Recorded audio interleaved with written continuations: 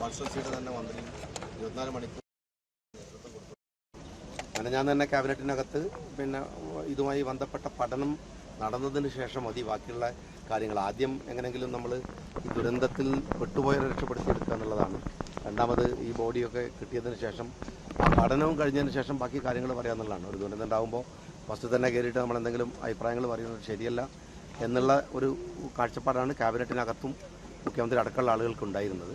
ഇപ്പോൾ ചെയ്യുന്നതിന് പ്രയോറിറ്റി തീർച്ചയായിട്ടും പെട്ടെന്ന് പിന്നെ ഈ ആളുകൾ വളരെ പാനിക്കാണ്. പിന്നെ ഇതിപ്പം അടിക്കടി വരുന്ന ദുരന്തങ്ങളാണ് പിന്നെ ഈ ലാൻഡ് സ്ലൈഡിംഗ് എന്ന് പറയുന്നത്.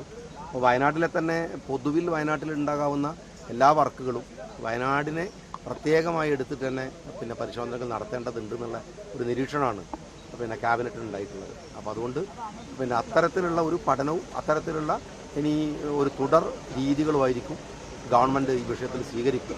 ഏതായാലും ഞാനതിനെക്കുറിച്ച് കൂടുതൽ കമൻറ്റുകൾ പറയേണ്ട ആവശ്യമില്ല. എന്നെക്കാൾ സീനിയറായിട്ടുള്ള പിന്നെ മന്ത്രിമാരൊക്കെ ഇവിടെ ക്യാമ്പ് ചെയ്തിട്ട് പിന്നെ കാര്യങ്ങൾ ചെയ്തുകൊണ്ടിരിക്കുന്നുണ്ട്. അല്ല, അങ്ങനെ ഒരു പുനഃപരിശോധനയൊന്നും അല്ല പറയുന്നത്. ഈ പഠനം വന്നതിന് ശേഷം അല്ലാതെ ഈ വിഷയത്തിൽ ഒരു കമൻറ്റ് ചെയ്യാനും ഒരു അഭിപ്രായം പറയാനുമില്ല. കാരണം വിദഗ്ധരായ ആളുകളുടെ അഭിപ്രായമാണ്. നമ്മൾ വന്നിട്ട് വെറുതെ ചുമ്മാ എന്തെങ്കിലും പറയാമെന്നുള്ളതല്ല. ഇതിനകത്ത് ഏറ്റവും വിദഗ്ധരായ ആളുകളുടെ പഠനം നിയോഗിച്ചിരിക്കുന്നതും അത്തരത്തിൽ തന്നെയാണ്. അപ്പം അത് കഴിഞ്ഞതിന് ശേഷം അതിനകത്തൊരു കമൻറ്റ് പറയും. ഇപ്പം നമ്മുടെ ആവശ്യം നിങ്ങളൊക്കെ കണ്ടുകൊണ്ടിരിക്കുന്നതല്ല. ഇപ്പോഴായാലും പിന്നെ നമുക്ക് കിട്ടാനുള്ള പിന്നെ ഒരു ബോഡിയുടെ ബന്ധുക്കൾ വന്ന് കാത്തിരിക്കുന്ന സമയം, അതാണ് നമ്മളുടെ ഇപ്പോഴത്തെ കൺസേൺ. അത് കഴിഞ്ഞതിന് ശേഷം എന്തെന്നുള്ളതൊക്കെ പഠനവും റിപ്പോർട്ടൊക്കെ കിട്ടിയതിനു ശേഷം പറയും.